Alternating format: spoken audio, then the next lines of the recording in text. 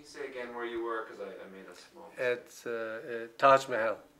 The world famous Taj Mahal is one of the 7 wonders of the world. And me, my wife, and son, sometime in 1991 or 92, I don't recall. And what is your wife's name and your son's name? Tsewang Khangsar, son Tenzin Khangsar. Great. In America, smaller.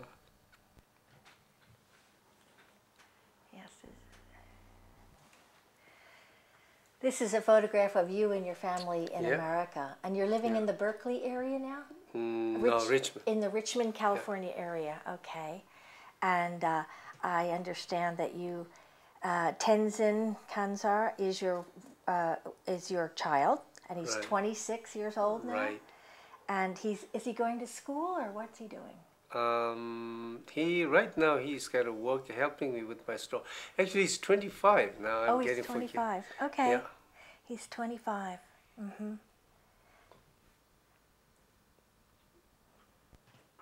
Oh. That one, my first photograph. Point to which one is you? The one on the end, yes. That's me. And where was that taken? This was taken in Missouri, in India, in, I don't know, 96? No, I'm sorry, 66, 65. And how? Maybe, yeah. Oh, earlier, I think about 60. No, I really don't know. It's somewhere in the early 60s. Early 60s. About how old were you then? I think I was in my teens, maybe 13. 13, yeah. Can you point to yourself again, put the photo down slowly. Yeah, and then point to And I took care of this little boy up here. In those days, we were in these, what do you call the Homes Foundation, which is kind of, now I forget the word. A village? No, the foster parenting. So yeah, it's just kind of a family type.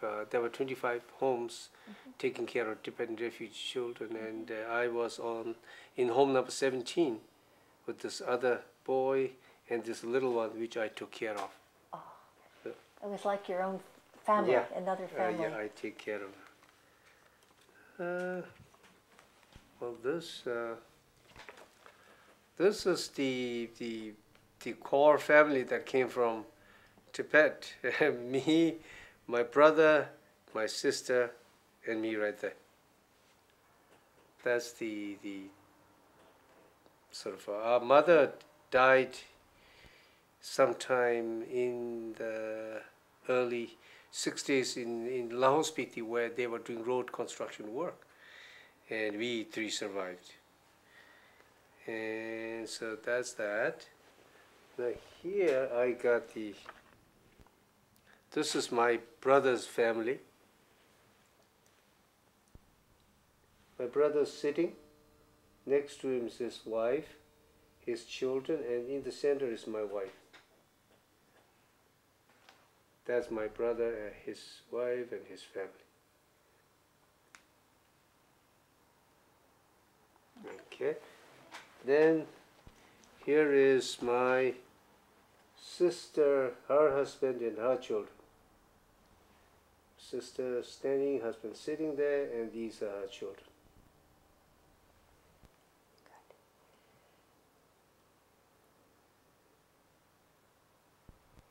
Where was that taken? I think it's somewhere in India, most probably. And this is the last one. That's my son and wife. Your wife and your son? Yeah. And that's here in the United States? Yeah. Beautiful. My wife and my son.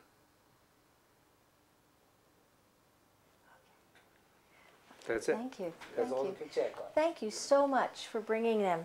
Maybe if we can begin now by, would you like some water, please? Yeah. So yeah, I got this kind of allergy to maybe pollen or something. I thought I had none, but no, it looks as something's bothering me. So it's fine. You're doing fine. Thank you. Tsewang La, we're just going to briefly go back over a few of your biographical information. Right now, your age is what, please? 57. 57. And you were born then in Yancho Tangkar. It's in the south central part of Tibet.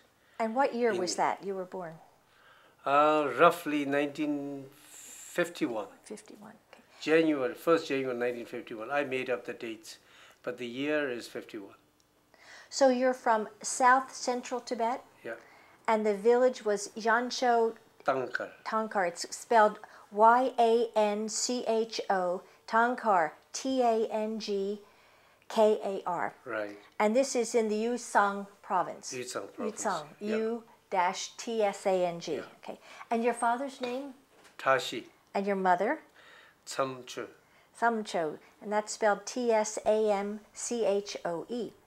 And you had two siblings. And who were they? My brother and sister.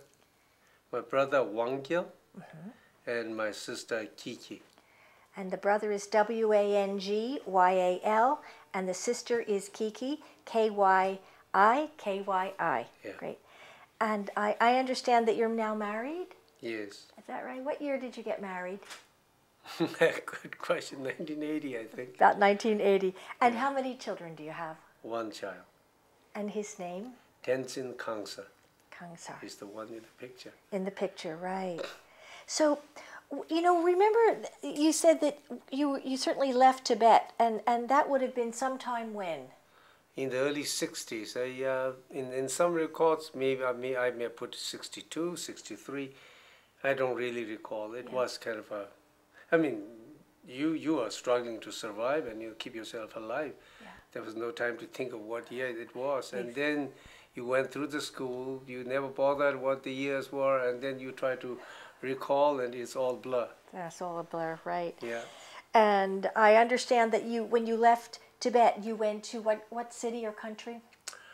We tracked and walked maybe for about 3 months. Wow. Across the Himalaya. But finally we ended up in Kathmandu city in Nepal. Who was in that walk when you did that? Myself, my mother, and my sister. And your sister? My brother, he escaped before us because he was a monk. Oh. And the monks, so the Chinese were not very friendly with the monks. So the monks all over the country had to run before the lay people did. So that's what he did. Do you remember what the name of the monastery he was with? Chatur Gwamba. That's a Chatur temple. It's a Bhampo temple, Bon religion. The Bon religion. Oh, Yeah. interesting. Okay. He was a Bhampo monk. He was a bamboo monk. Yeah. Why don't we just talk a little bit about you grew up in Tibet, certainly, before you had to flee to India. What was your father's work in Tibet? I never get to meet him, but he was kind of a part-time, small trader, part-time a transport person who he had few yaks and he transported goods for people. I see. And then on the side he did his own little business. He did. And you just never met him? No, I think he died the year I was born. Really? I'm sorry. And what did your mother do for a living? She was a weaver, but not by profession, but she sort of weaved clothes, so not clothes, so cloth for neighbors, for any person who would want her to do that and get paid for. I see, a weaver.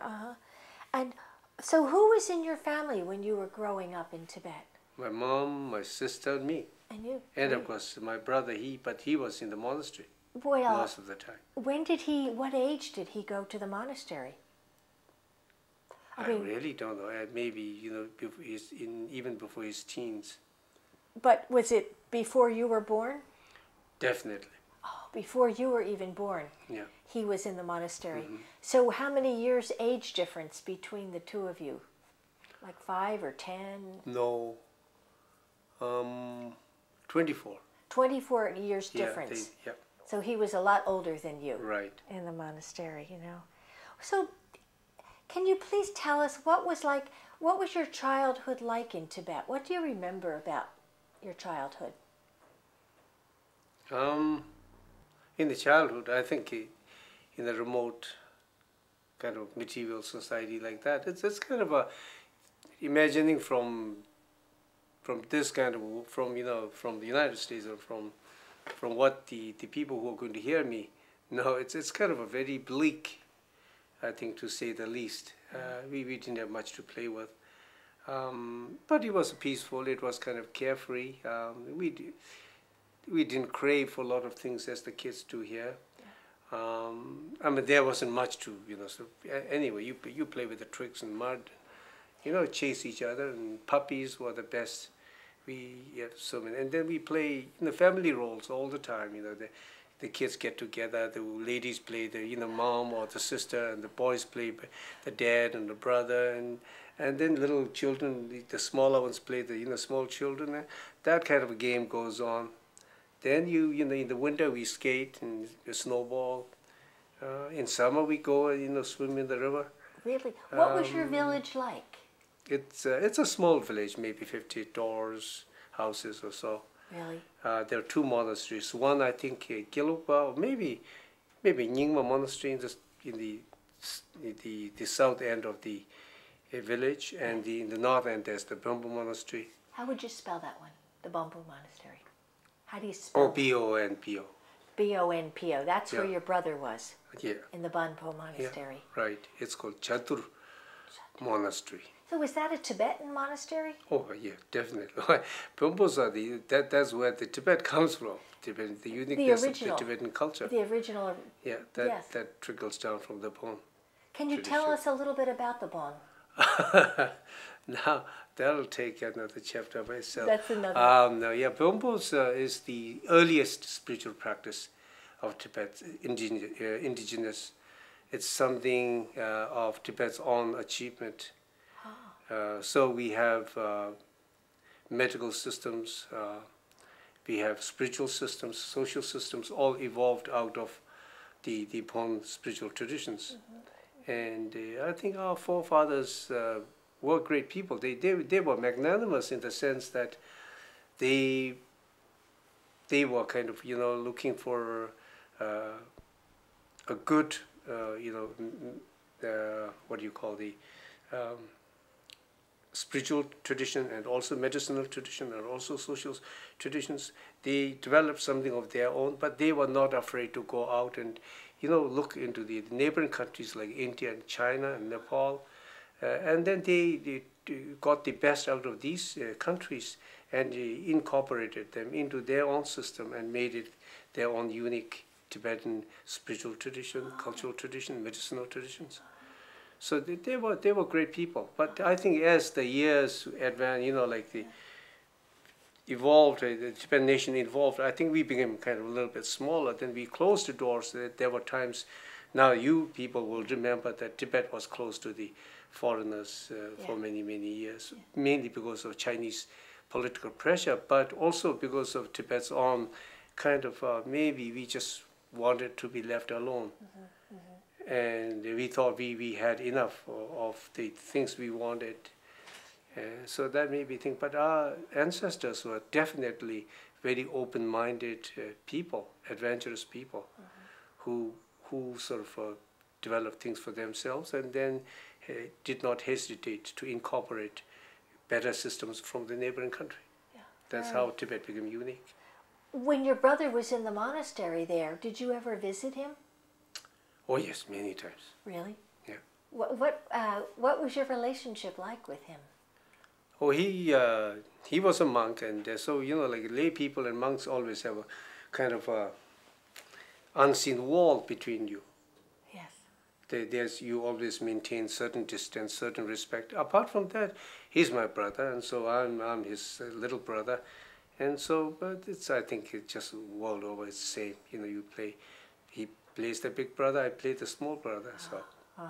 Yeah. Did you ever play in the monastery? Oh yeah, he's very skilled in making things with the hand, and so he used to make these magnificent horses and other animals with the clay, and I used to steal them, and they used to paint them, and I used to steal and take home. Of course, the clay toys are clay toys, and halfway to home, the horn is broken or the strap is loose or something.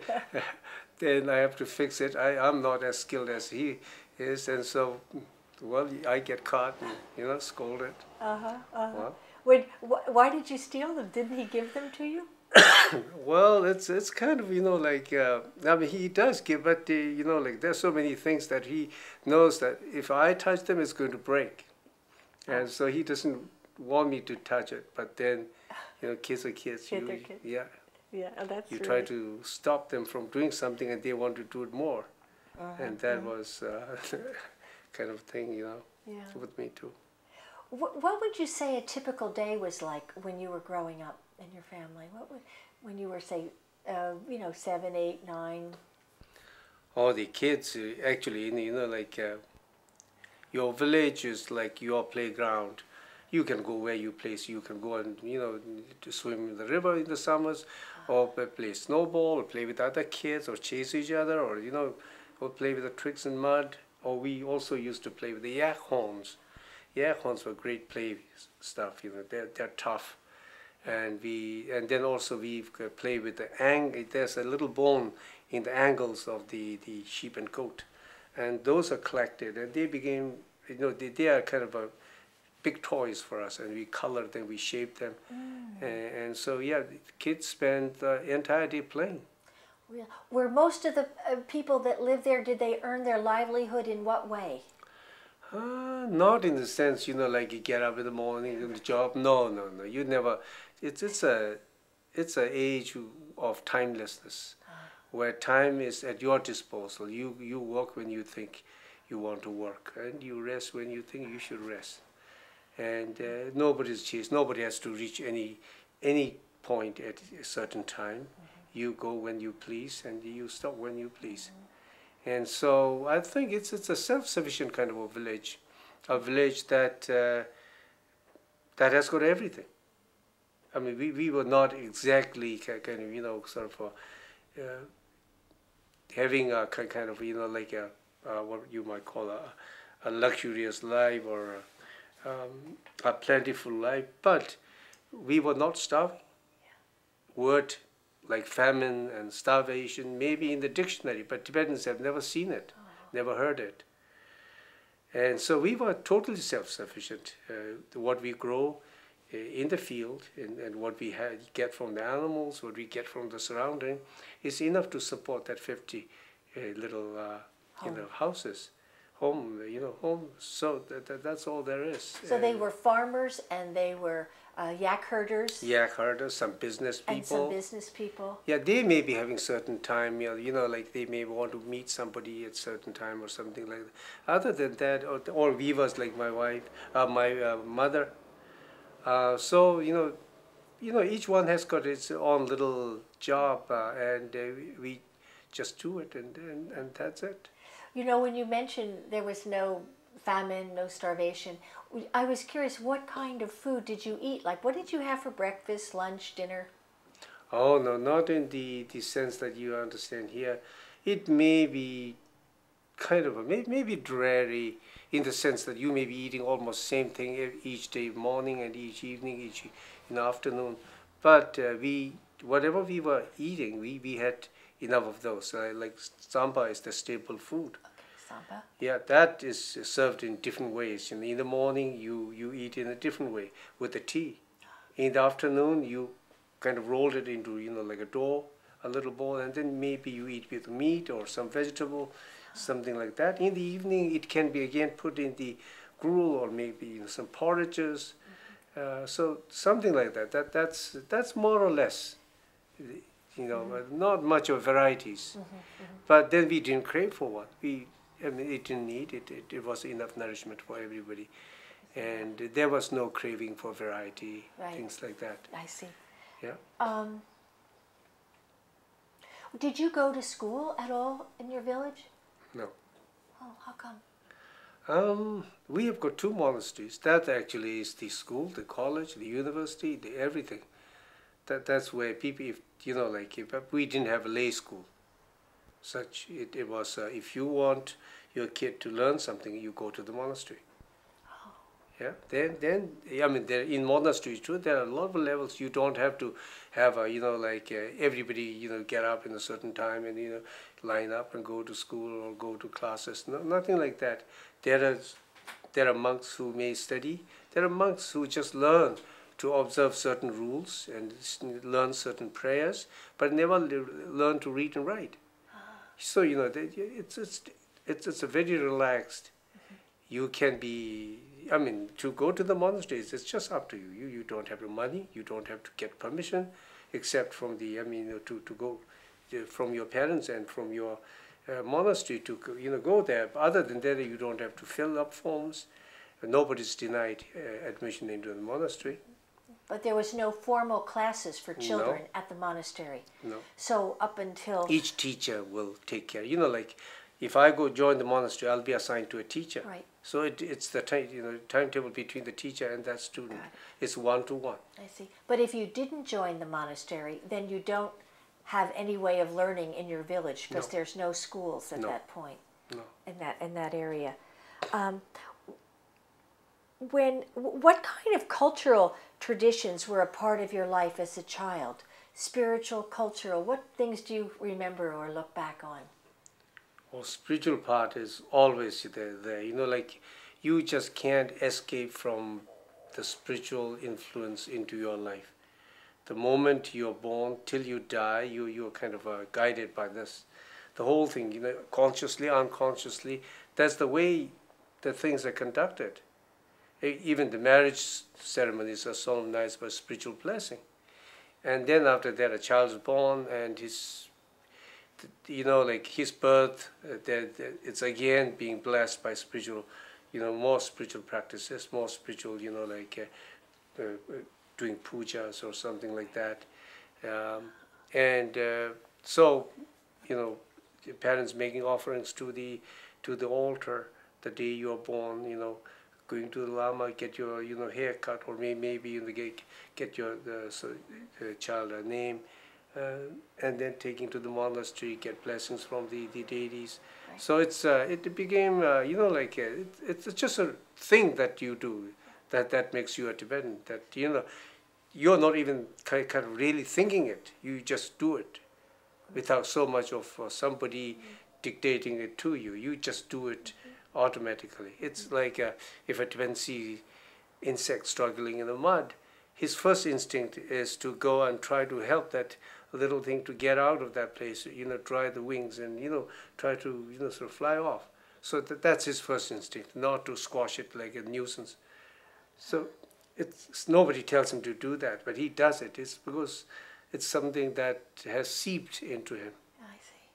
There's no one saying, now you have to believe this, Buddhism is the best of the religion, or the Bon is the best of the religion. Without this, you're going to go. Nobody threatens you that you're going to go to hell if you don't believe in anything. Mm-hmm.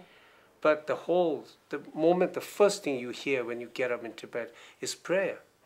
Your parents saying their prayers. And what do you pray for? Pray for the well-being of the sentient beings. Of course, your well-being is also very important. But most of our prayers is for the well-being of all other beings. In the Buddhist theology, that's what, and the Bon theology, it's the same. Your prayer is answered if you pray, but your prayer is not only answered, it multiplies. If you pray the same for all other beings, that's why we pray for all other beings, so that since you're included in that prayer, your prayer is not only answered, but it multiplies that many times. I see. So that's why, the first thing you see in the morning, the first action is to prostrate, to remember. To remember that you are a guest on this planet. You don't have forever to live. And so, to do your prostrations, to do your spiritual thinking, to start the day with a good thought and kind thought, and say the prayers. And that's what you don't hear music, no TV, no music. You hear that, the first thing, the prayers of your parents. And then when you grow up, you do it automatically. Nobody tells you to do that. And They just do it. what are you taught was the purpose of your life, of a life? Not really. There are no formal teachings, none whatsoever. No, but I mean, when you were when it's such a part of you, what would you say? Then how do the Tibetans feel? What is the purpose of this human life that they have? Why are they here? Yeah, actually, in the Buddhist theology or in the Bon theology, if you are to believe, then it's you create your own karma. You create. So, by doing good things, you are actually favoring yourself. Like by praying for other beings, you are actually favoring yourself. Yes, I see. Because since you prayed for the other beings, you earned a karmic kind of account, and that builds up you a higher level of understanding, higher level of involvement. Finally, you try to get out of this circle of birth and death, and that's your final achievement. If you can get out of that circle, then you have finally achieved that. So whatever you do is building towards that end, to get out of the circleistic existence of birth and death. So that's I mean, I know next to nothing about religion, but that's one little understanding of from a layman's point of view. Well, it's helpful because it shows me how you lived your life as a child, how your spirituality was so much a part of your everyday life, of the Buddhist tradition and the Bon tradition. So what I want to know is, how did your life in your village start to change, or when did it change? What events happened that you remember? Oh yeah, when the Chinese came in. Yeah. When do you first remember that they were coming? How did you know that? Oh, they just walked in. We were playing, and it was about maybe towards the evening. The sun was about to set, and then we saw these Chinese soldiers all riding up and coming, on horses, and some walking with their horse towards our village. There were maybe 100 or so Chinese soldiers. Just walked in. What did they do? And they took over of course, the village. They want the best, the biggest house, and the biggest stables and everything. And so that's what happened. What did the people do? What else can do? I mean, we have nothing, stones and sticks in our hand. We were not, ready to fight them. We have no way of fighting them. They came with their machine guns, and they just walked in and they took over. They called everybody for a meeting, and they said, well, we're here to stay. And so the village has got now a very kind of delicate balance to maintain, because whatever we have is for that 50 houses, and we were just enough to go around. Now when you have 100 more mouths coming out of blue and there to stay for for a number of years, and now of course they're for forever, for the last 45 years still they're there, and all of a sudden all your resources diminish like that. There were no hair for the horses, the animals, the food, grain, everything. We sold them everything. They gave us money. It's like giving a gold nugget in the desert when you need water, and not really the gold nugget. So the money was nothing to us. There was nothing to buy. I mean, where would the Tibetan go to buy anything? Yeah. The piece of paper was paper, really a paper. And so soon there was nothing to eat. Soldiers were hungry, we were hungry, and then they start killing the dogs, they kill the cats, all the stray dogs start disappearing, and of course then they start hunting the wild animals, which, like between my village and my monastery, you will see wild asses kind of, galloping away almost every second day. You have these the blue sheep. You have got rabbits and all these animals kind of, they're constant. All the wild animals start disappearing one after another, and because the Chinese soldiers have to eat, so that's I mean, that was immediately within a week we saw that village economy has been totally upset. What were the people's reactions? What were they feeling? Now there's the one of abject terror. I mean, what can we do? There you are, for generations, like my village, they've never seen war, they've never seen anything, no fight, no war, no army.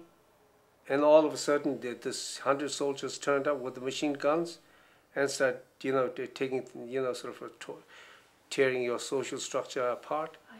I know. Do you remember how you felt as a little boy? Oh my, it's, we were kind of a mixture of maybe fear and excitement. There were a lot of, things going on there, so that made us excited, but then a lot of fear. Everything changed overnight, just like that. What were you afraid of as a little boy? Maybe ghosts. Ghost? Yeah. Like what? Or animals or something, like you get stories told, and so you're afraid of the villains in the story. The ghosts were one of the villains in our stories, and so some animals are villains in your story, like a wolf or something. But the Chinese were the new fear, the real fear, the fear that was there with us. Oh, I see. So as a child, you were afraid of the villains in your fairy tales. Yeah. But when the Chinese came, were you afraid of them? Oh yes. You were. Yeah. Not just the children, but the entire village was kind of in shock and in fear. What did they do?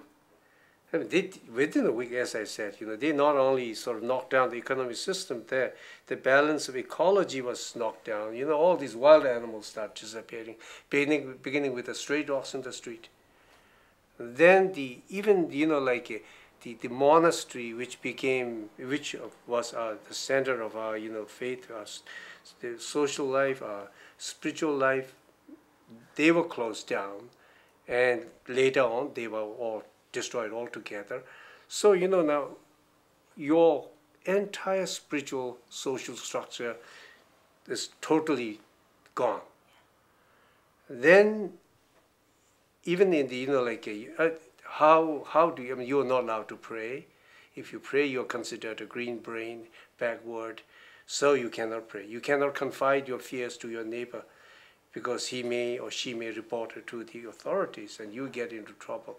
So that friendly village, which lived like a family for uncounted generations and centuries, now each one is kind of afraid of their next door neighbor. If you're going east, they'll say, I'm going west.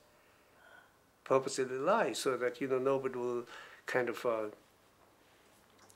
try to follow you, and you're always constantly in fear. Was there everything, even children's games changed. Instead of playing in the household and with sticks and mud, now the people actually took sides. Children took sides, made swords with the little pieces of wood and started fighting battles in the street. Even the children's game changed. So no more circumambulation, no more going to the monastery, no more blessings, no more prayer. What would happen if you wanted to go to the monastery and pray? Oh my goodness! Then you end up in jail. That's you can't do that. That's the old bourgeois way of living, as they would say. Did you see people arrested? Yes. Did you know any of them? Yeah. The first people they arrest are the village mayors. And then in our village, which also happens to be a border between the nomads and the farmers in Tibet, and so it's a kind of trading post where we exchange things. The nomads bring their animal products and farmers bring their farm products. They exchange. So there were the people appointed by the central government to take care of central trade, and these people were the target. And the mayor was the target, lamas were the target, monks were the target. They were all arrested, and then they were given what you call denounced in the public meetings. People were called together. These people had their hand tied behind their back, dragged in the center of the crowd, and then some people among the village, were made to accuse them of wrongdoings to them, and then they had to, act that they were angry, and they have to kick them, they have to pull their hair, curse them, spit at them, they do all kinds of things. So they did those things to our leaders one by one. Did you see that?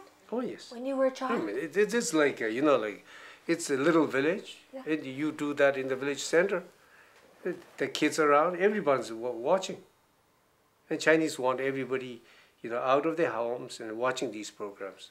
And there'll be soldiers, sort of going with their machine guns, sort of circling the gathering. There are soldiers in the circle managing the crowd. Then there were the soldiers who sort of keep watch over everyone else. And, well. So you were like prisoners? Yeah. The whole village was like right. a prison? Yeah. And did you see anybody killed in this process? No. I saw them being beaten, I saw them being kicked, and especially these leaders. But fortunately, I didn't have to witness a slaughter of a Tibetan. And were some of them taken to prison? Yeah, all those people who've been accused, they were kind of taken to prison to somewhere to Lhasa, and then we never heard of them. They all disappeared. So you lost your leaders? Yeah, all our leaders. That's the first thing they do. And then they will appoint somebody from the village, maybe somebody who they consider as the poorest person, or somebody who is kind of more open to what they're coming, and so they make them leaders. And then little do they know that the leadership needs training, leadership needs understanding, leadership needs education. Just pointing somebody doesn't make him or her a leader. And that's what they did. They appointed all these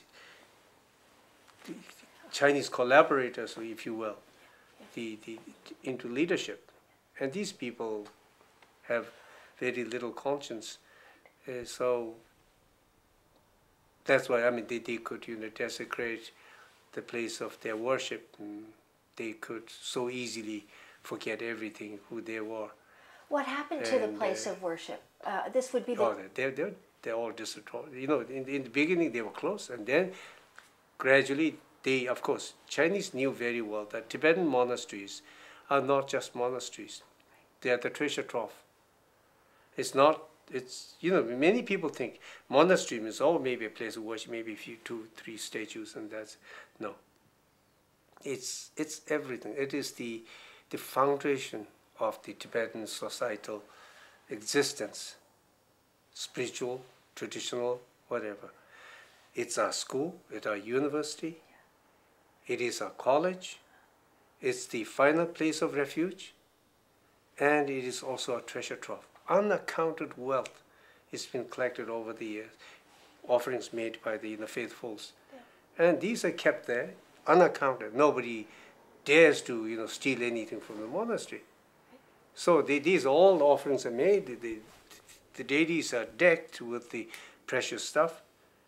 And so they first looted all these things. They took them away. What they could not take was the huge, life-size statues, or maybe bigger than life-size, that they couldn't take. So they broke them apart. They made them to break them into part. And then told people, the believing in religion is like believing in poison. Did you see them destroy the monastery? You did. Please have some water. Yeah. Please. So they scattered the holy scriptures into the they're wrapped in cloth, and also they've got nice, well decorated piece of wood that sort of gives them a strength and security for the books. Yes. So all these are used for as a firewood. Cloth was stolen to make them into clothing, and then the scriptures they threw them into the air, and for many months you could see them like a sheep covering the whole valley or mountainside with all the scriptures. Oh my God. That was a great desecration, wasn't Yeah. it? A great desecration. In the people's hearts, you know, you said earlier that if you see a wounded little bug, you wouldn't kill it. You would try to help it. What did you do? What feelings did the people have towards the Chinese, given their Buddhist belief in non-harming? What did they do? I think one of anger and outrage. That's what the most people felt. But then, you know, on thinking maybe sort of, you know, on a kind of a more calmer sense, then they realize they cannot actually physically oppose them. So just take it. That was that's how I think most of us dealt with that problem. And of course there were monks and nuns and other lay people who are more kind of spiritually aware, and they have different ways of taking those things, care of those things. How?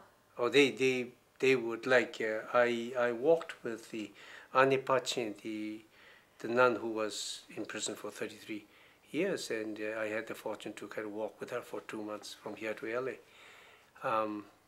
for a free Tibet walk. And she was asked this question: how was she able to maintain her sanity after 33 years of imprisonment?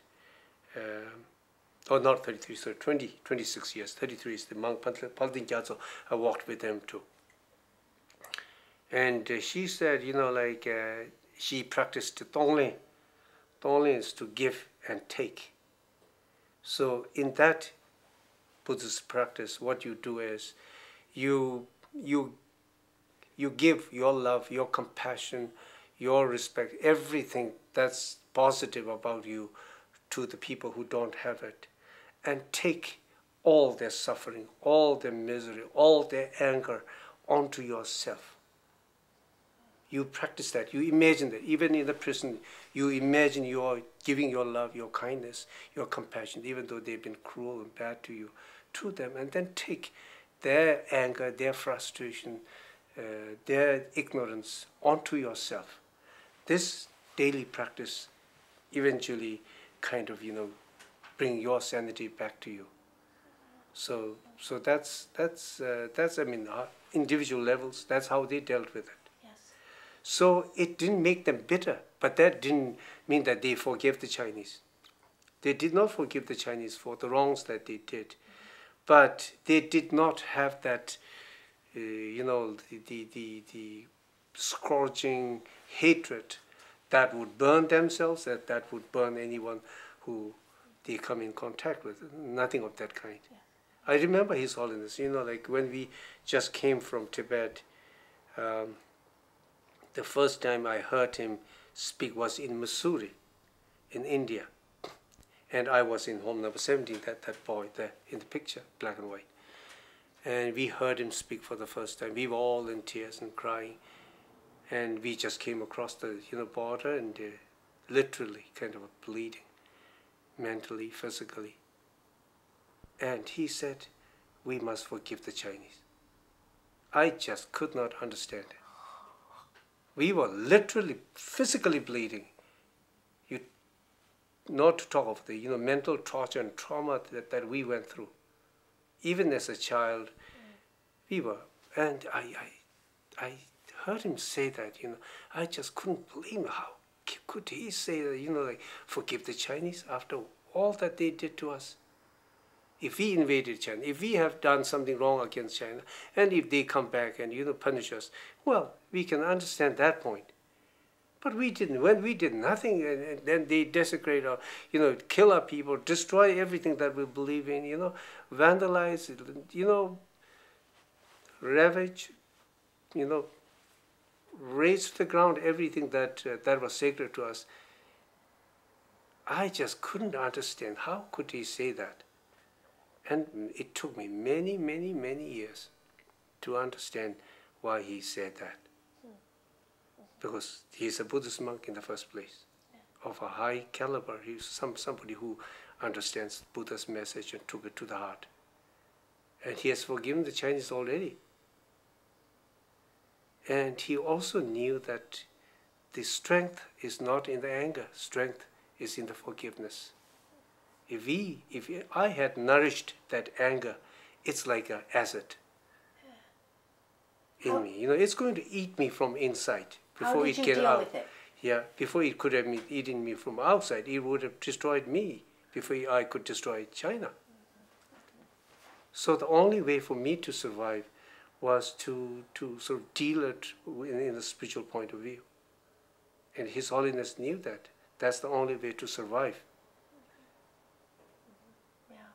How did you? Now I understand that's why He said. How long did it take you to let go of that anger? Many, many years. Really?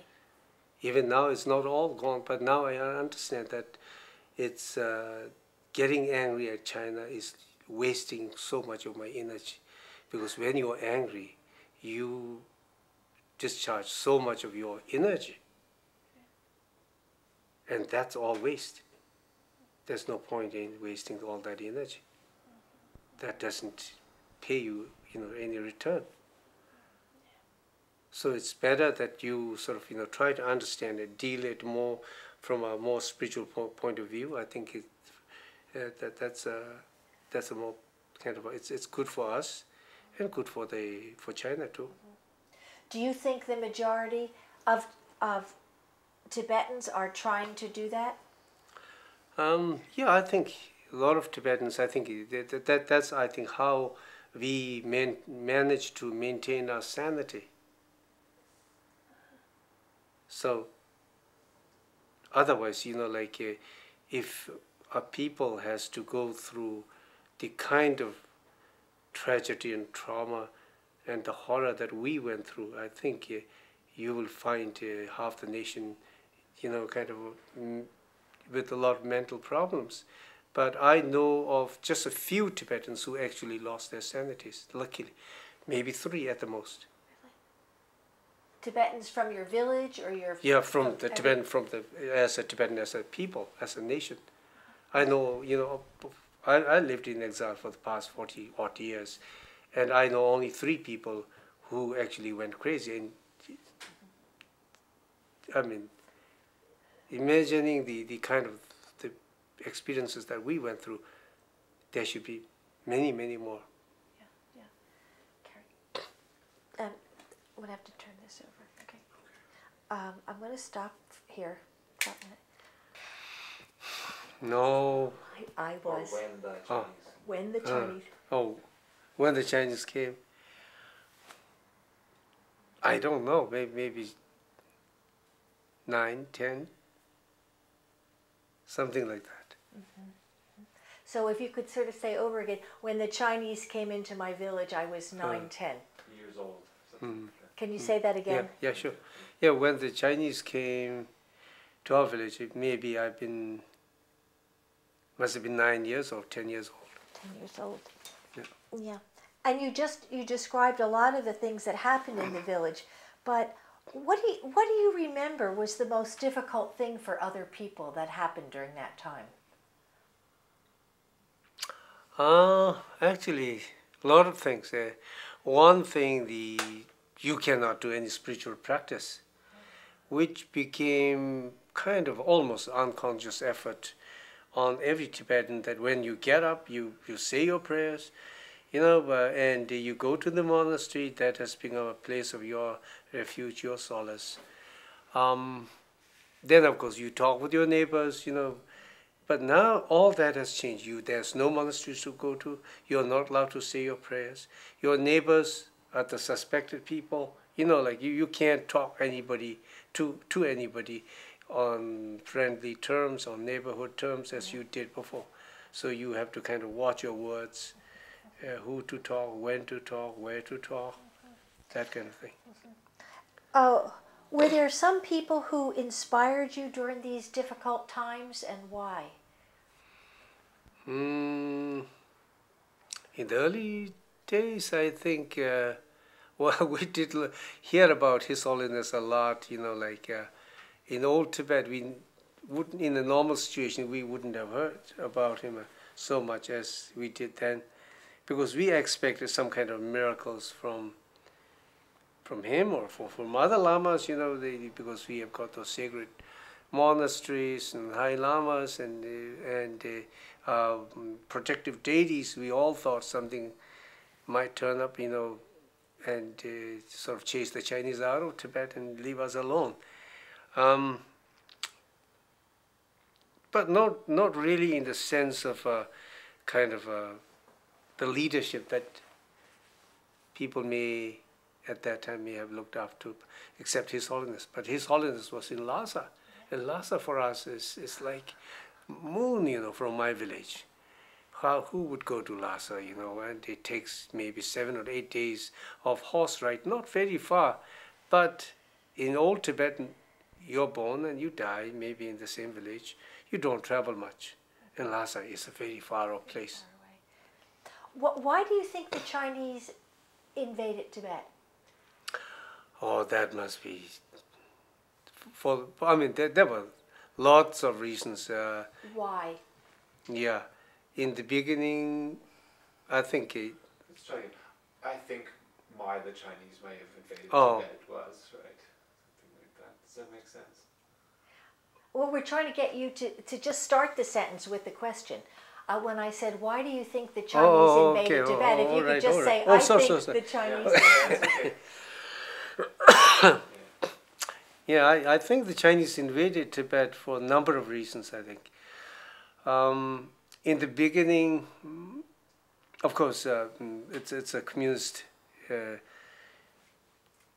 policy to, kind of subjugate all the neighboring countries, whether they are part of China or not, it does not matter.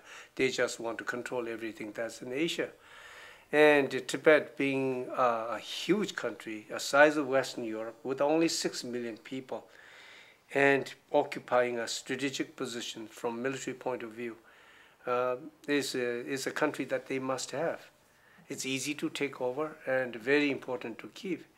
And the Chinese name for Tibet actually is Xizang, which they tell me translates to Western Treasure Ball.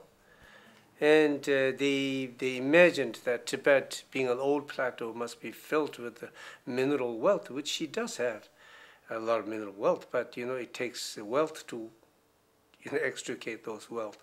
And now they may have realized that by now. But in the early days, that's what they thought. And apart from military strategy, apart from the mineral wealth, it's national pride. China wants to be big and powerful and control an area that's as big as Western Europe. So those may have been some of the primary reasons in the beginning why they wanted Tibet. And then, of course, that may have changed, but now most of those reasons or logics do not sort of exist. But even then, China cannot let go Tibet for other reasons. When we recalled your experiences as a child and the Chinese coming in to the village and all the changes, what was the hardest thing that you personally had to endure? The loss of, I as a child growing up in that area, I think the loss of the friends, the friendliness, friendly atmosphere, the carefree atmosphere that existed there. That I think is something that now even kids, when they play, we have to be careful, what to say, who to play with, things like that. And the kids, as we play on, we cannot be too careless when we talk. So all that restrictions sort of became almost like you are in some kind of in a prison camp. Yeah. You're watched, so you cannot play the way you played carefully. You cannot walk and do things that you did before. You always have to kind of look over your shoulder, if you will. So that made things very difficult. And then of course when you destroy the sacredness or sanctity of a place, it turns into some kind of a vacuum, emptiness. That's what we felt. When the monasteries are no longer there, when the monks were no longer there, when the usual festivals, the get-togethers or not, everything seemed to have kind of vanished and withered. What helped you survive this period or this time in your life? Were there anything? What helped me then was maybe kind of, like even though the monsters were not there, it was kind of faith that believe in in spiritual practices, that our deities are the gods, or the Dalai Lama. Somebody's going to take care of us eventually, and we thought, somebody will come for our rescue, and so that kept us on, going on.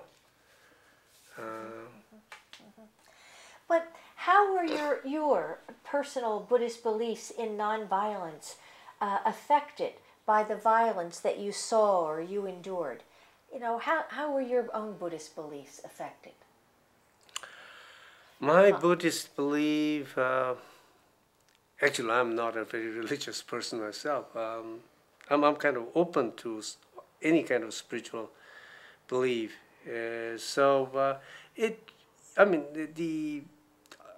Luckily I didn't get to see the blood that of or the killing or slaughter of the people like that. That was somehow I've been spared of that tragedy. So since I didn't see so much violence, apart from the people who were sort of beaten and imprisoned, our leaders, that was the only violence that I've seen. It really sort of didn't affect me as much as it did some other people who may have lost their faith totally for some people. But most of the majority of the Tibetans, even to this day, with all that, trauma and tragedy, maintained their faith intact. We have 2 minutes left on this. Oh dear. What do you think should have been done to help the Tibetan people? I think what one could help to sort of help the Tibetan is to support our cause. The Tibetan cause is not just a kind of a passionate claim for independence. Tibet was independent for 6,000 years. Until 1959, nobody walked into Tibet, nobody conquered Tibet. There were invasions, so did we. We invaded other countries. That doesn't make those countries part of Tibet. So in the same way, we do not feel that we are part of anybody. So China is not going to walk out of Tibet very soon. Therefore, I think if one is interested in helping Tibet, they need to help Tibet to maintain, preserve her cultural identity. Tibet may be, may stay under China for another 200 years, but if we can maintain our cultural identity, keep that, even in exile, even in America, even in Europe, in Africa, where Tibetans live today, or India, Nepal, anywhere, if we can maintain our cultural identity, a day will come when Tibetans can go back to Tibet and be Tibetans again.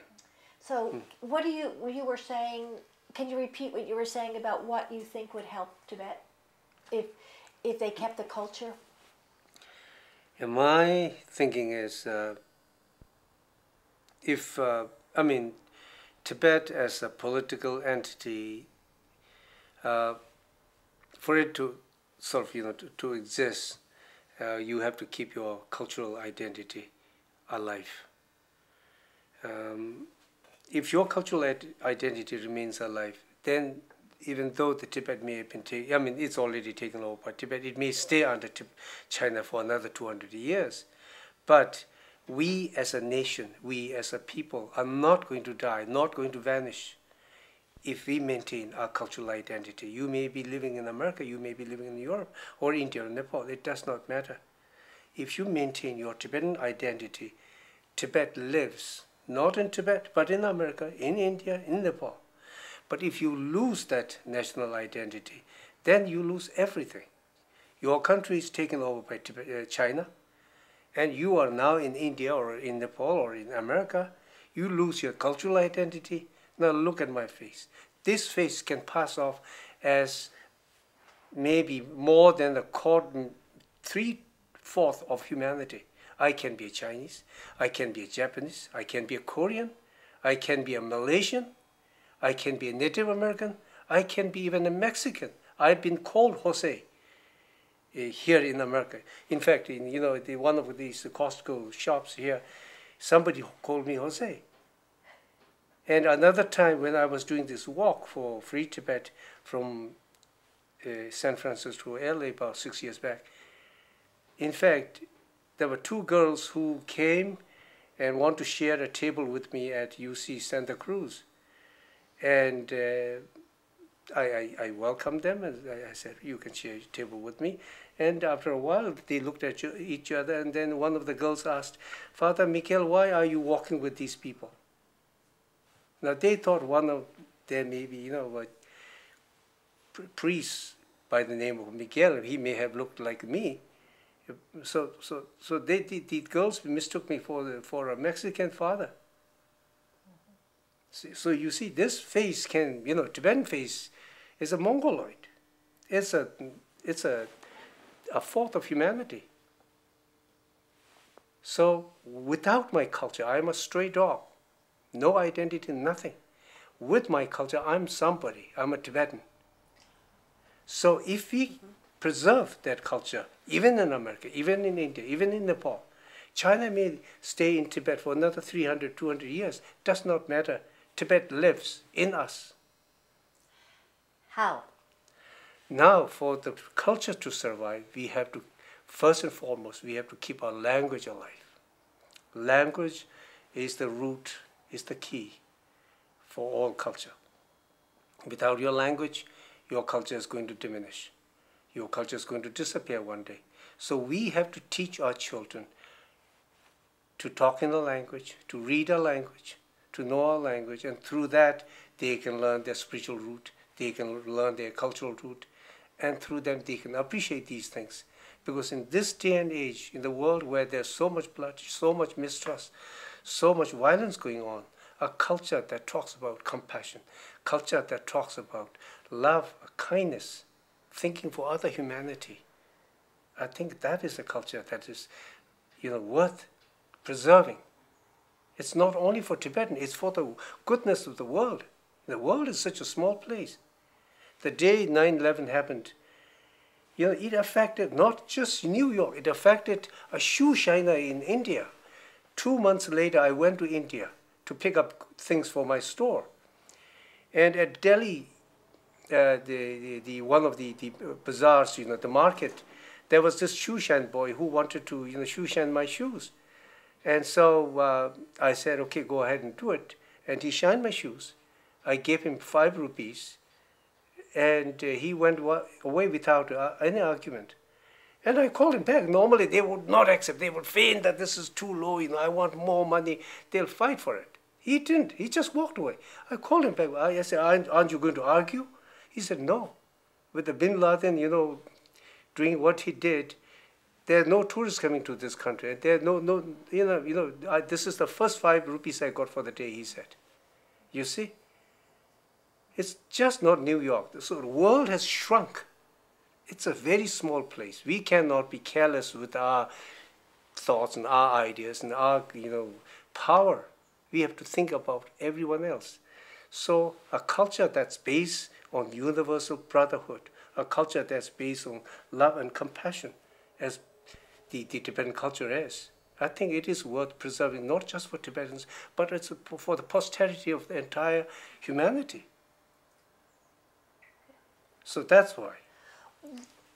Well, what do you feel would be the things that you would want preserved about the Tibetan culture? You're saying love and compassion. Can you talk about what are the heart of Tibetan culture that you think needs to be preserved? Yeah, I think it's the most important part of our culture is our spiritual and the basic ethics. Believe in humanity, believe in your brotherhood, believe in your neighborhood. If you cannot, the Dalai Lama, His Holiness the Dalai Lama, he always says, if you cannot help somebody, don't harm. somebody. So that's the least that you can do, is at least do not cause pain and frustration and anger to other beings. So that way, you know, our spirituality, spiritual practices and its wisdom, that's what needs to be preserved. That makes somebody who is humble, who is conscientious, who is concerned about other beings. Like prayers like Om Mani Padme Hum, you know, that we say when we say this, we are thinking not just of humanity, we are thinking of the entire sentient beings, of the 6 realms that exist. We think about all the sufferings going on in each of these realms. And so when you say Om Mani Padme Hum, each letter represents a realm of 6 realms of existence. And when you say Om Mani Padme Hum, you're thinking about the 6 realms, you're thinking about the different sufferings going there, and then you are asking whoever is capable of freeing these beings from those sufferings, please free them. So your heart has to grow, your vision, your horizon has to go beyond yourself to cover all other beings so that you can all live in peace and brotherhood. That's what I mean by preserving the spirituality part of it. What do you feel, if anything, has been lost forever at this point? I think we lost. The Tibetan, we? Yeah, as a Tibetan, as a nation, as a people, I think we lost the innocence, we lost sanctity, we lost the sacredness of that Tibet was. It was a pristine country, not only in terms of its geography, but it was pristine in lots of the evil designs of the humanity. We were kind of sheltered by the mountains from all kinds of, you know, human ugliness that we have with the humanity, trying to be greedy, trying to take over neighbor, trying to, you know, sort of have influence over other people, even though you have your own sort of, you know, country, you want more. All this greed, influence, power, everything, we were kind of sheltered from that. That was broken with the Chinese invasion. Then the sacredness of Tibet, the sanctity. That land has not seen the blood, the war, in the scale that the exiled world did. And the sacredness. It's a land of deities. It's a land of, you know, that's why the Tibetans never scarred their environment. We don't mind. We know that gold is there. We know there are other precious stones. We don't mind it. We don't want to imbalance the environmental energies. We don't want to disturb the spirit of the earth. We don't want to scar the Mother Earth. Not that we don't want those things. We want them as badly as any other people. But we take sort of the sacredness and the sanctity is more important to us than the wealth that we may get out of it. And all that is lost. Now Tibet is no more sacred, no more a sanctuary. It's no more pristine. It's no more innocent. It's no more mysterious. It's all gone forever. Well, what do you hope will be preserved about Tibet for future generations? What do you hope? Still our culture, and I think the spirituality. And these are the things that even outside Tibet, even inside Tibet today, you know, with the limited freedom that the Chinese government seem to sort of show, the Tibetans are coming up with their ancient way of life, their spiritual practice, their cultural practice. That's coming alive. That's I think has to exist. There's no way. It's either you have them or you are dead as a people, a nation, and a race and a culture. So it's your life. It's your soul. Without our sacred spiritual belief, without our culture, we lose our soul. So we have no choice but to preserve them. And so that will drive us towards this end of preservation. So what advice or a message would you like to give to the next generation of Tibetans living in Tibet? or exile? What advice? My advice for the next generation. Well, there are many actually, but I always see the preservation of our culture and spiritual practice is the most important, because that is our identity. Without your identity, you are nobody. So, for our future generation, we are looking for a long time for China to get out of Tibet, or for the Tibet to be for the Tibetans to have say in Tibet. It may take many years, or it can happen like a Berlin Wall. You never know. But my guess is that it'll take a while. There was a time when I think of my own age and then start saying, okay, it's not going to happen in my lifetime. And then think that's that's a long time. For one person, I think his own lifetime is a long time. But for a nation, it's nothing. 20 years, 30 years, 200 years is still young. America is a young nation, though it's over 200 years old. So for a nation, it's still young. So things can go wrong. I mean, it has to change. It's the only way. China is right on top. It's like climbing Everest. You're on the top. What do? You have to either stay there or come down. It's time for China to come down. Wake up to senses. And then our turn will come. What if you were going to give some advice or a message to the next generation of Chinese young people? What would you say to them or want them to know about Tibet? Oh, to the Chinese, young Chinese, I would like to tell them that China was and still is. It's a big nation, powerful nation with ancient culture, rich culture, and as a people, as a nation, they have a lot to deal with without having to gobble up the satellites, the neighboring countries. China is better off being a Chinese and just, go with their own problem rather than trying to control everything in Asia. Mongolia is not China. Actually, China became part of Mongolia. Mongolia ruled China for 200 years. We all know that. History knows that. And the Chinese border stops where the wall of China stops. The wall of China is at least 100 miles away from the Tibetan border. This wall is the only man-made structure, they say, that you can see even from the moon. We did not build it. Chinese built it to say who are the Chinese, who are the non-Chinese.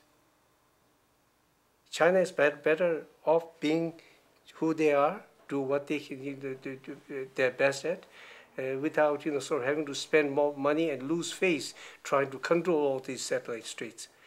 Because if a Chinese leader comes to the United States today, they have to go like a thief. They have to come from the back door of a hotel and get off the back door of a hotel. They can't go walk through the front of the hotel because there's too many people demonstrating against the Chinese. From their own people, from the Tibetans, from the Taiwanese, from other peoples. And, Dalai Lama may be a person without a country, but when he comes to the United States, he comes in a motorcade, walks through the gate of the hotel, gets out of the gate of the hotel. There are people greeting him with the scarves, not flags and placards condemning him. So these are the two different things, I think. If they want to see respect for China, then do the respectful thing. Let go of the satellite states. Let them do their own thing. And the China is better off without Mongolia, without Xinjiang, without Tibet, and maybe Manchuria too. I think Manchuria is not happy with the Chinese either. Yeah. So, I don't know. Do you know what it is? I just have one or two more questions. I think I answered. We just went through the ones that of my questions about how are your Buddhist beliefs and nonviolence affected, blah blah blah. What I was thinking, just maybe, I was going to ask. I think we asked him, what do you want the people around the world to know about Tibet and do about Tibet? Mm-hmm. We did say that? I think so. Yeah, we covered that. Yeah, we kind of went through it. Yeah, maybe. But it's I mostly, think I do remember saying something about that too. yeah, yeah. Well, we're just going to let's just continue this discussion. I was saying that the average, in your opinion, do you think the average Chinese knows about Tibet? In my opinion, average Chinese know almost next to nothing about Tibet. When Henrik Herrera, when he returned to Tibet and wrote a book as a result of it, that also says, return to Tibet, he talked to people who are most likely to have some information on Tibet, like people who work for postal system, people who work for traveling agencies, people who cater for the hotels and things like that. And he says most of them have almost no idea what Tibet is in the first place, leave alone Tibet being part of them. So for most Chinese, they know next to nothing. And when I came to UC Berkeley about 10, 12 years ago, well, yeah, about 12 years ago, then my wife was here. She was part of the 1,000 families who got a lottery to go here. So I came for a vacation. And somebody invited me to attend to a talk in UC Berkeley. The topic was, I think, now I forget the topic. Anyway, it was,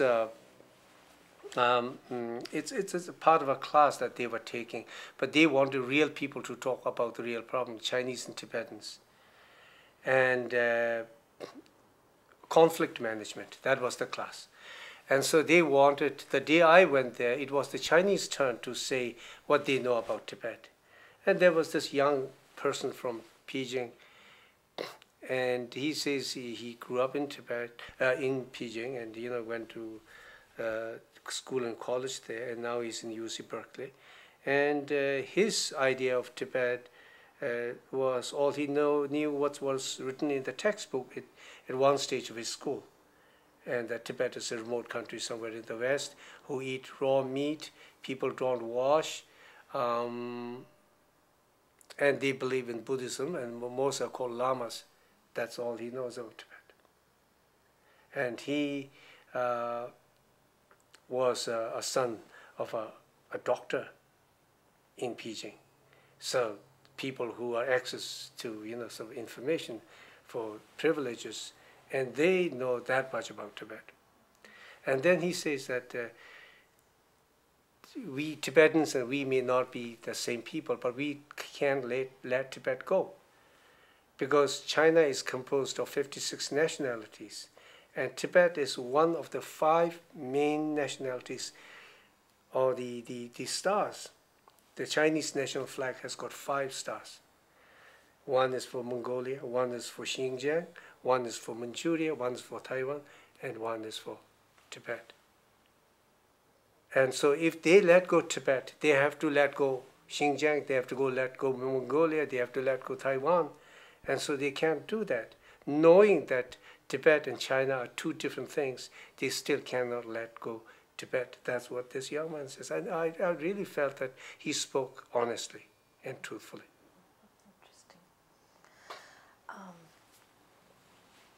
If it were possible to return to Tibet, what would you do? Oh, a lot of things. Now I've seen America. No, I'm not going to export any of this stuff here. But I do admire your road systems. I do admire the little grassroots democracy that you practice here. I think most of the Tibetans do that. We would be exporting something of that, or rather importing something of that to Tibet, of the grassroots level of democracy, where people get to talk what kind of trees you would have, on your street, the fruits, the fragrance of the flowers, because they actually do affect people's life, and you get to talk and discuss, debate about those things. If you don't like a tree and its smell, you can go and talk to the city council and lodge your complaints, and that kind of openness, that kind of maybe too much of democracy, but that's what it takes at the grassroots level, that people get to talk about smallest of their issues without any qualms about it, without any having to fear about it. That's what we hope the future Tibet will sort of inherit. Would you return to Tibet if you could? Definitely. Definitely. I'm American. I got the American citizenship. But Definitely I. yes, I would definitely go back to Tibet. Why? Yeah, because that's my country. That's who I am. I'm here not because of choice. I'm here because of circumstances. This is the best I can have. Tell me about the circumstances that led you to leave Tibet. What happened? All the circumstances that led me to leave Tibet. The Chinese invasion. I mean, everything after the invasion, everything that we believed in, everything that we held sacred and holy, our social system, our cultural system, our spiritual system, everything is destroyed. And not only that, now we have no freedom to even talk to your next door neighbor. There was no way we could live in Tibet. We were kind of forced out. There's no way you can have a normal life in Tibet. Even parents have to fear their children. Children have to fear their parents. Now, how can you live live alone in a country, but in the family, within the family?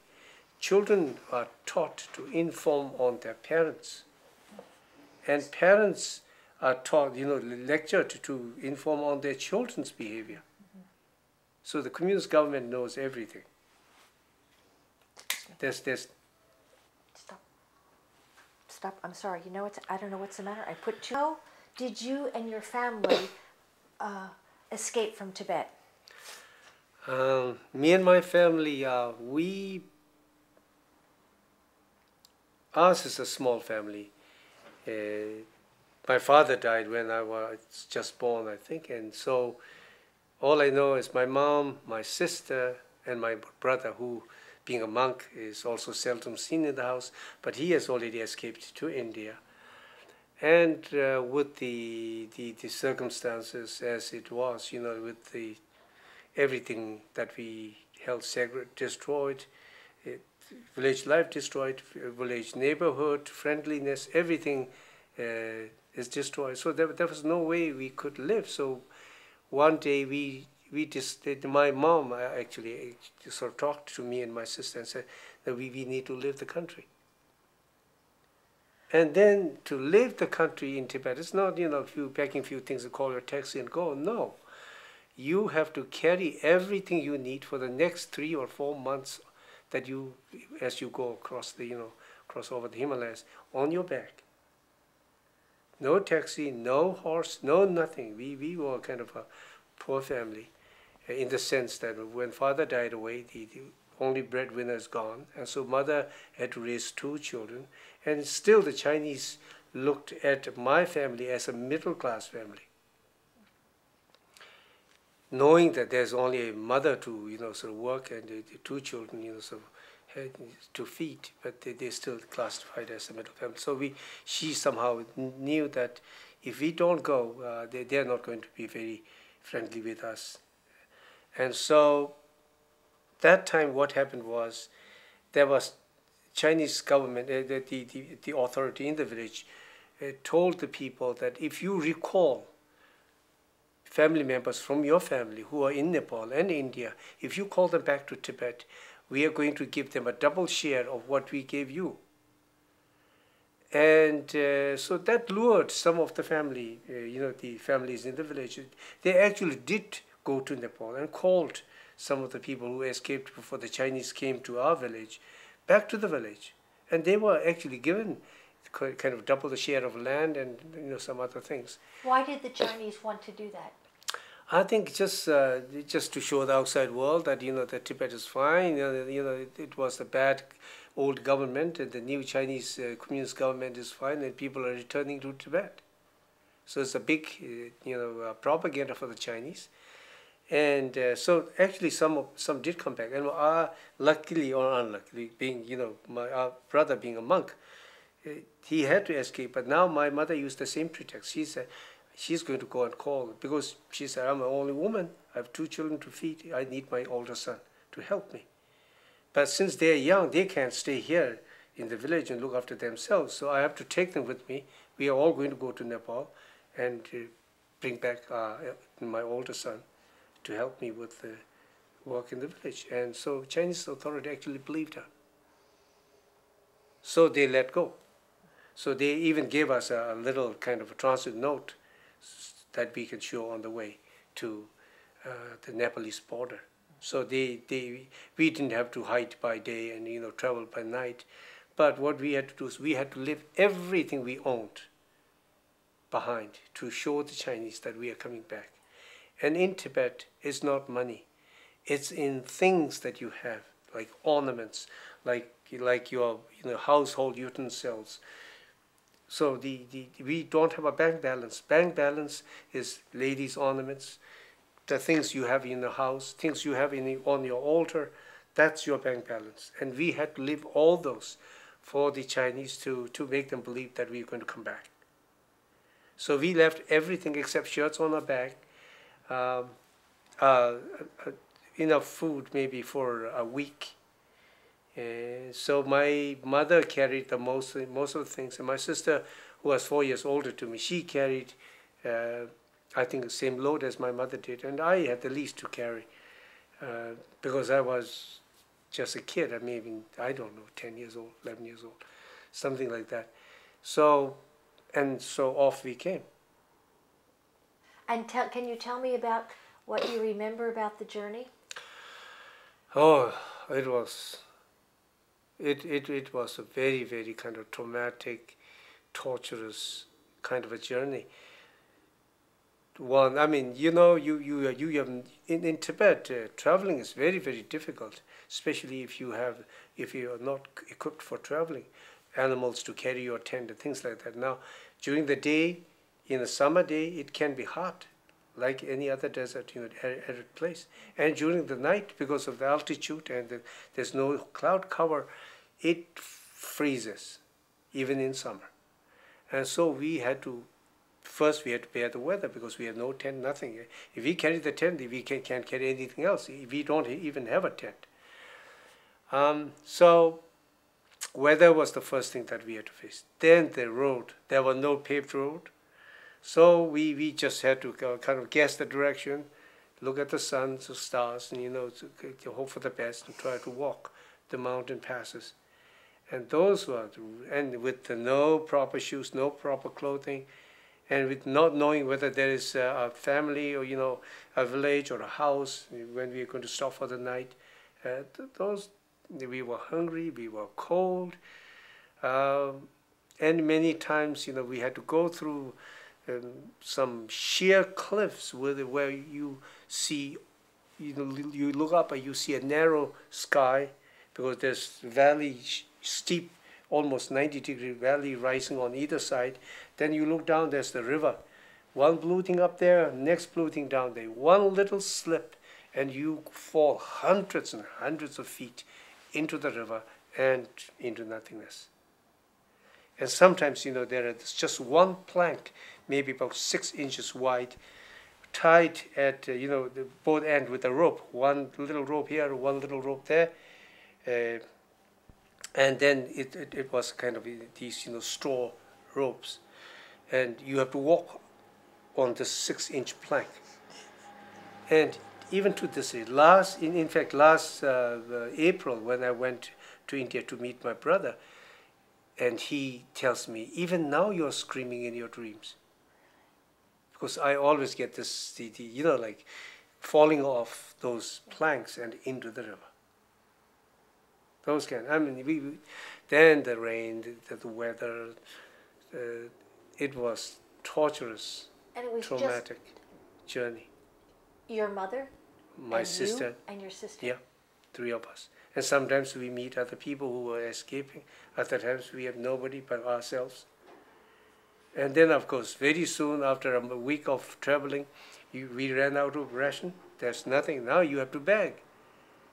You beg your way all the way up to Kathmandu. And in Kathmandu, of course, you have to beg more. There's no money. Tibetan money is no longer good, even if you have.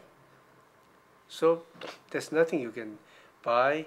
So you just have to look out for the handout Did and take people care of help you yourself. along the way when you begged? Yeah. People normally know that, like if you see people like that, these are not usual beggars. Even if they're usual beggars, Tibet is a country where everybody helps everybody. They don't turn away somebody who comes to your door. And as we came through, the cross-Tibetan border into Nepal, Nepalese, they've been kind too. They helped us all the way. There's some people who wouldn't help, who would chase us away with their dogs or something like that. But most of the, 99% of the time, people help you. Your mother must have been a very strong woman. Yes, I think so. Yeah, to imagine for a single lady to sort of have to bring up 2 children and, go through all that problem. She must be very, very strong. So tell me a little bit about what happened when you got to Kathmandu. What happens next in your story? Kathmandu, the first time, it's like being on another planet. Like you see cars, you see Europeans, Americans, and very strange people with blonde hair and blue eyes.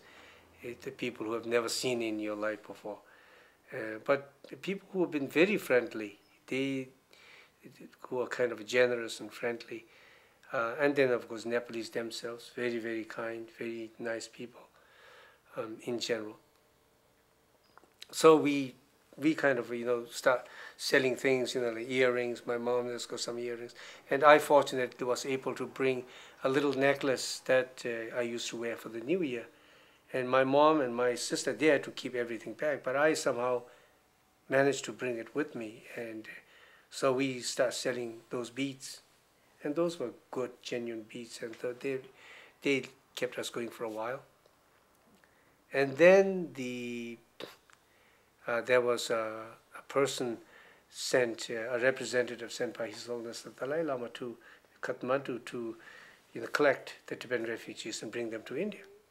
And so that's how we got sort of, picked up by the agent and sent to India. Where were you in Kathmandu when you were picked up? Bodha, that's where the big stupa is. Oh, right at the border? Yeah. No, Bodha is at the Bodha? Bodha, yeah, the big stupa. At the big stupa? Yeah. And then where did they take you? To the Indian border, where we were kind of kept for about 2 months at the border between India and Nepal, because they want to register us, they want, the Indian government took its time to kind of sort out things, and they helped us with some ration. We didn't have to back then. The Indian government helped us with food, and it wasn't sort of much, but we sort of made do with things. And then one day they told us you can go to Dharamsala, where the Dalai Lama then was residing. So that's how we came to Dharamsala and meet His Holiness the Dalai Lama for the first time in our lives. Oh, what was that like? Oh my goodness, everyone was crying. It was like a family reunion type, I think people have so much emotion, so much anger, so much suffering, so much trauma, tragedy, and it was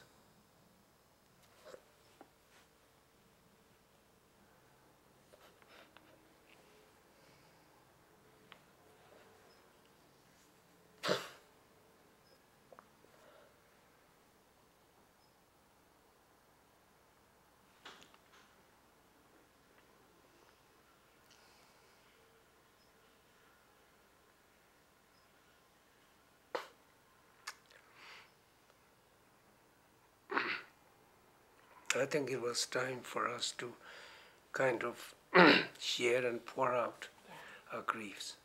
And that's what we did. To let go. Yeah.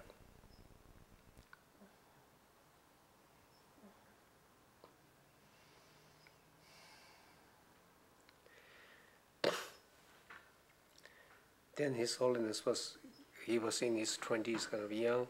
We really didn't get to sort of, get his hand blessing. It was a kind of a, Jangja we call it. It's from sort of seeing him from a distance, but that was the most emotional meeting I ever had in my life. So everybody was there to unload all the problems, sufferings that they had.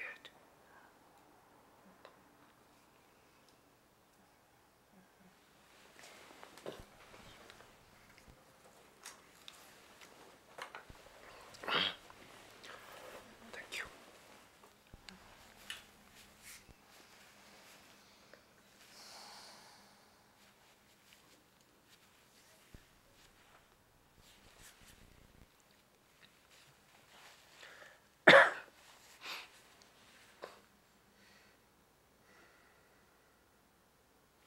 Okay.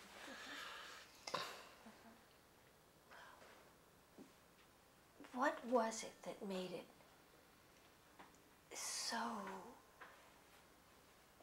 you so able to kind of unload? What was it? The presence of His Holiness?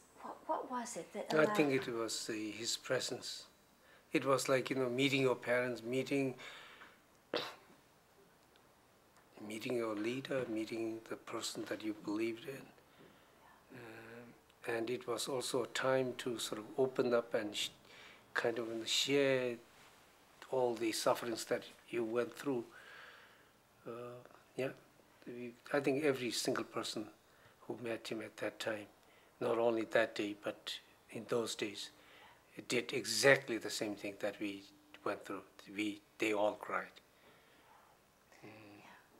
And it was a time to kind of just let go things. Did you actually share out loud with people, or how? No, we all just cry silently. I mean, there were sobs that people couldn't control, and you can hear it, but there was no kind of hysteria, crying, something like that. But it was a very controlled, emotional breakdown. Yeah. So people weren't telling other people their stories necessarily? No. It's. I mean, we didn't need to speak. We all understood why we are crying, why we were there, and the reason for that moment of openness, breakdown. Everybody understood. We didn't have to say anything. Everybody understood exactly how the other person is feeling. Did His Holiness give a talk or anything that you remember? Not at that moment. I think he may have said a few words, but not really. No lectures, no nothing. Or maybe we were all too busy, crying that we didn't hear. I didn't hear him. I don't really recall him saying anything on that day. Maybe we were too busy crying ourselves. So, like everybody broke down, and so I'm quite sure he may have said something. Does His Holiness want people to return to Tibet, or does he want you to stay here? Oh, His Holiness definitely want sort of people to return to Tibet. Yes, I think that's the reason why we are all out in the first place, so that we can preserve the best of our culture, tradition, spiritual being, and and take it back to the land where it came from. Definitely, yes. I want to go back to just one thing you mentioned. When you were a child and you had to make that very treacherous journey from your home to Nepal and then India. You said you've had recurring nightmares ever since. Can you talk about what those nightmares, do you remember what they're about? Yeah, they're normally, about the nightmares that I had of my journey from Tibet to Nepal. It's normally falling off those cliffs, the sheer cliffs that we had to kind of walk. The valley, very steep valley, which looks more like a cliff than a valley. And like I had a nightmare falling down those cliff into the river. And also all kinds of animals that you get to see that you don't see in Tibet. In Tibet, it's a vast country. You can see things miles away. If you can see a wild horse, maybe 2-3 miles away. It's an open country. It's like being in Montana. You can see miles and miles of it, and so you are kind of forewarned about what's there. And once you come to these valleys, there are dirt, slithering snakes and on the dirting, maybe a little Himalayan bear or something, and you are haunted by these animals. Kind of, never easy. And the dam, everything's damp. It must have been the summertime, wet, and I didn't like sitting on wet ground, so I always sat on a piece of stone. I have to have a piece of stone to sit on. And all those little things kind of kept bothering, And then people in the valley, in the Nepalese, as we come, towards Kathmandu, they were known to have poisoned the travelers, to benefit from their belongings. And I had, sort of a fear of those two, those kind of things. It looks in the night, in the forest, everything seems to be moving, because if there's a breeze in the forest, everything's moving, and so it looks very unnerving. And it's pitch dark, there's nothing. And you're only a little boy. Oh, yeah. We used to open, countryside and used to seeing things before they can actually harm you. Ah. But there, it can be right next to you and still not know. Yes. In Tibet, if a wolf is, coming to a, sheep pen or something like that, at night you can see them almost half a mile because of their eyes. It's like cats and dogs' eyes in the night. It glows, so you know how far the danger is, and you can do something about it. But in the forest, anything can just, surprise you at any moment. What about after you get to see His Holiness? Can you tell me, just give me a description of what happens to you next? Apparently you go to school, you must leave India. Can you give me a little story of your synopsis of your life after that? Yeah, after meeting His Holiness, I think that's where all Tibetans speak. You're grown up and children, everything starts anew. That's the time. Then if they had to go to settlement, in those days there wasn't much of a settlement, but there were road construction camps. So, because that's the Tibetans are the round pegs in the square hole in India, your skills are no longer used here, so you have to do what the best.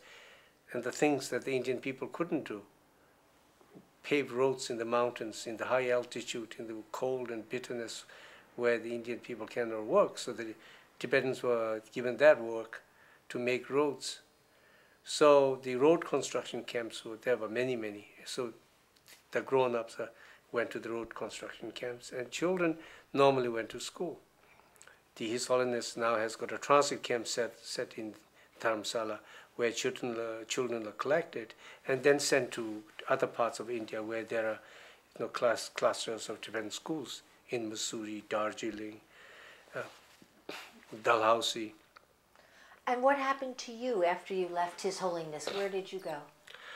I always wanted to go to school, and so I said I want to go to school, and so that's where my brother sent me to the transit school in Dharamsala.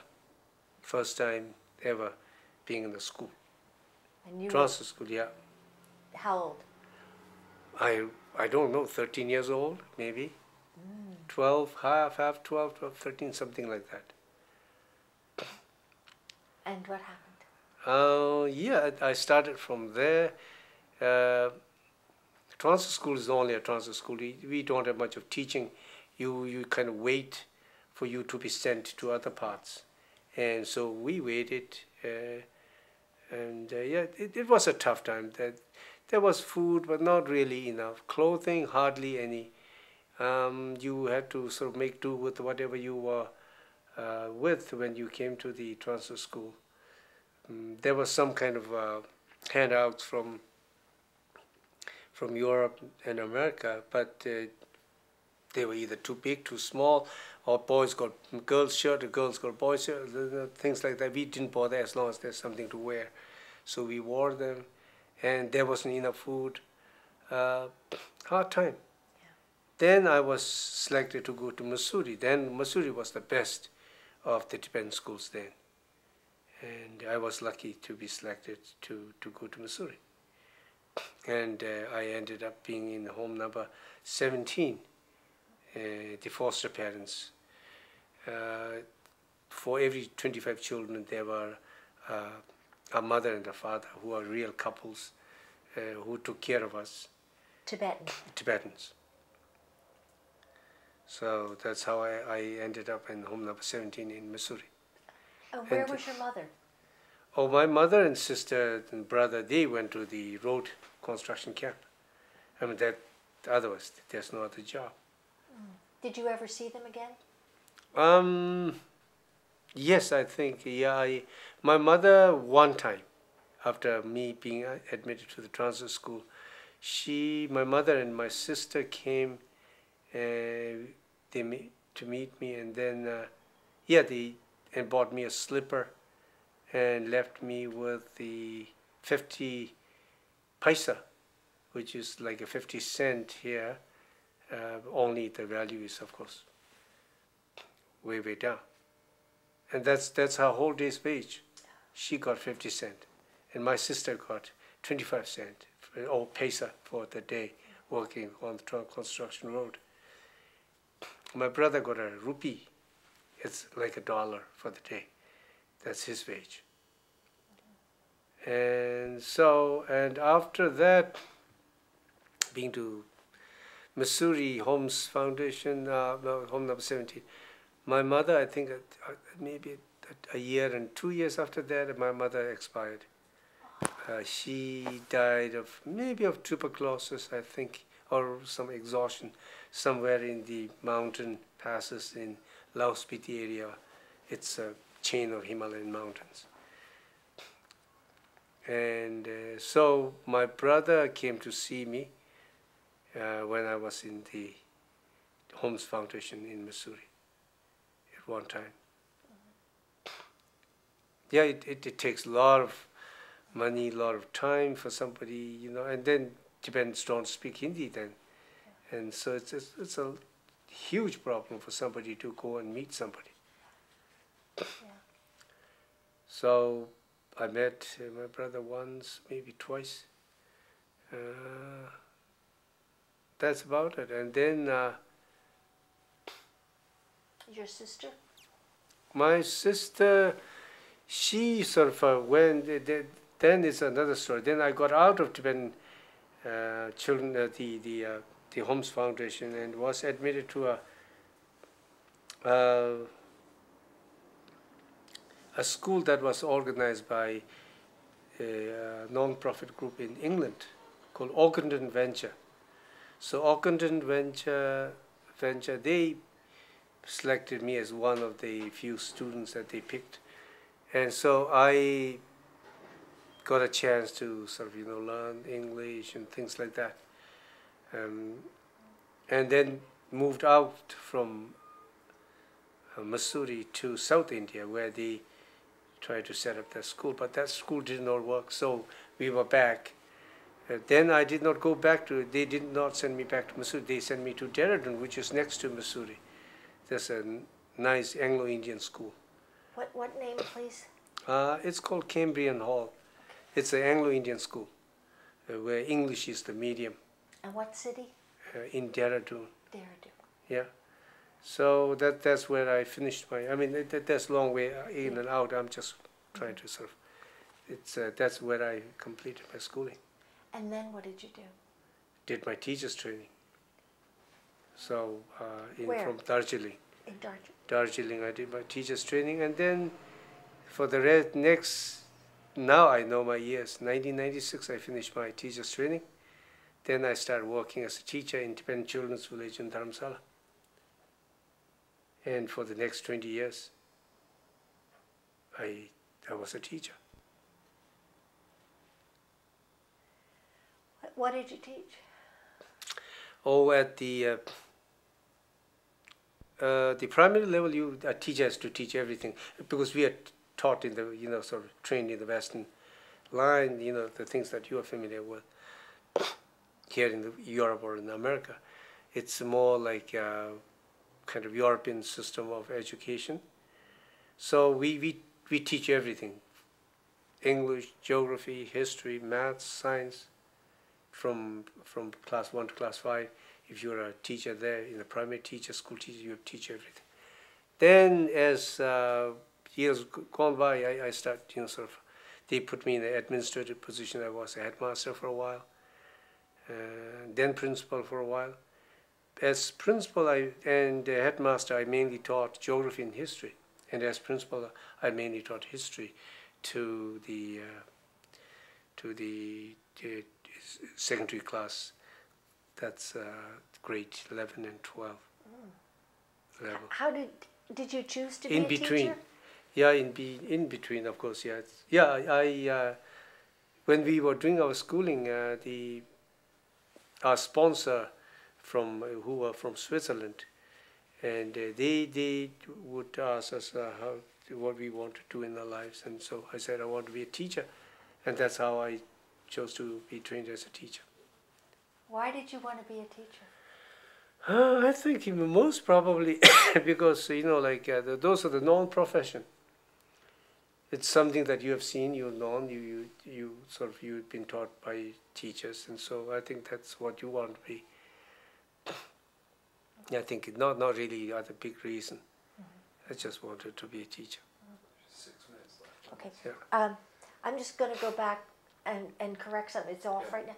No, it's still on. I think it was in 1986, not 96, that you began teaching. Because if it was 20 years, from 86, then that would take us to 2000? No, I taught from 96. You start teaching from 96 to...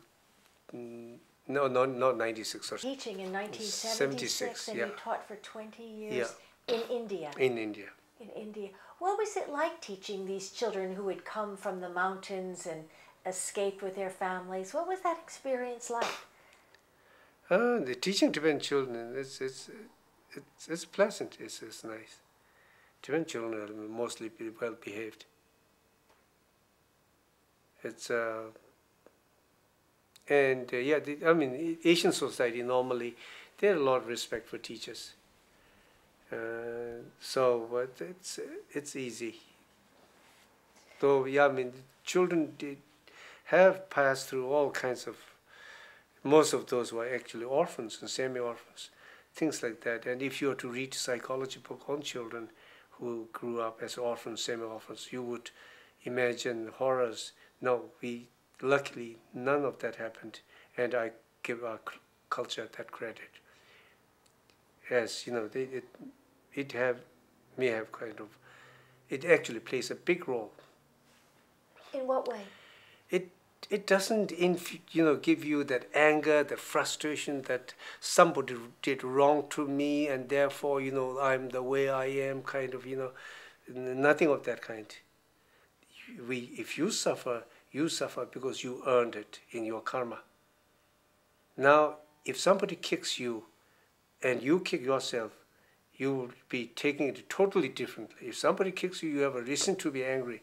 But if you kick yourself, it's too bad, it's pains, well, so it's like that. If it's your karma, it's something that you earned yourself, you are not so upset with yourself as you would be if someone else did it to you.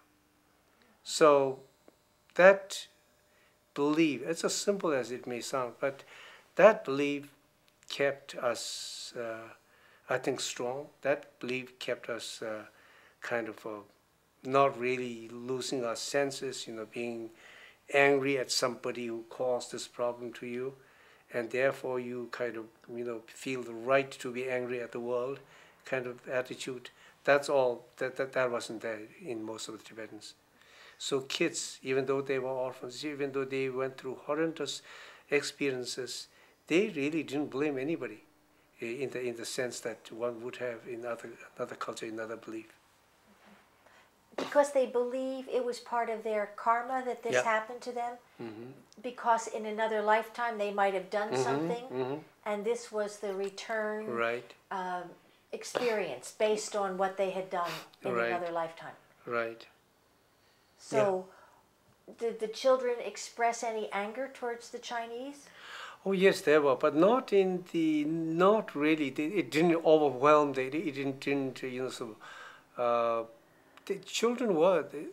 Even now, that there are many people, both grown children, who are still angry, but it did not overtake them, because they know that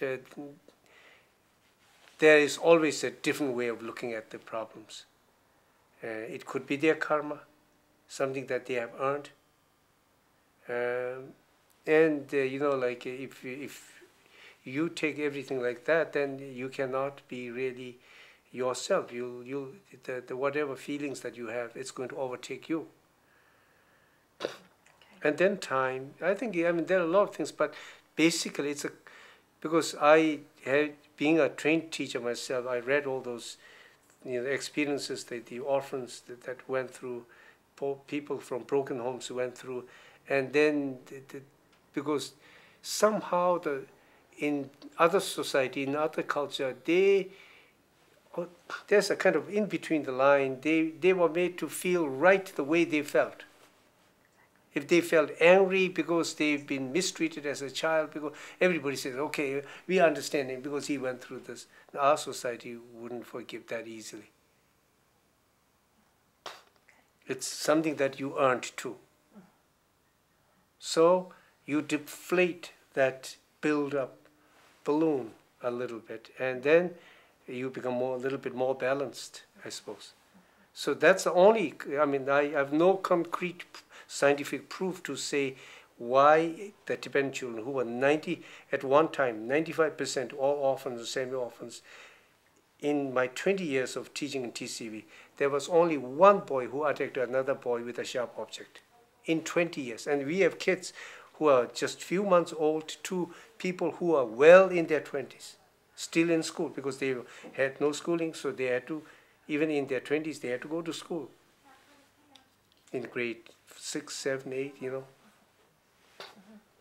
But so I try to answer that question myself many times, why the Tibetans are so special in this, and they were, and we were actually, at least in that case, where the tragedy and the trauma did not really sort of upset them in mental balance in the way it does in some other culture.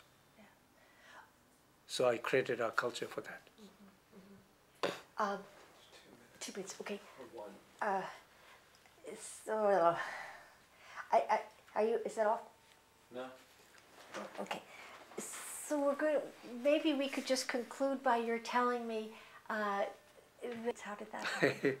My leaving India and coming to the United States, I got one of the lotteries. 1 minute. Yeah. One of the lotteries to settle in the United States. U.S. government has given us the 1,000 Tibetan families to resettle in the United States.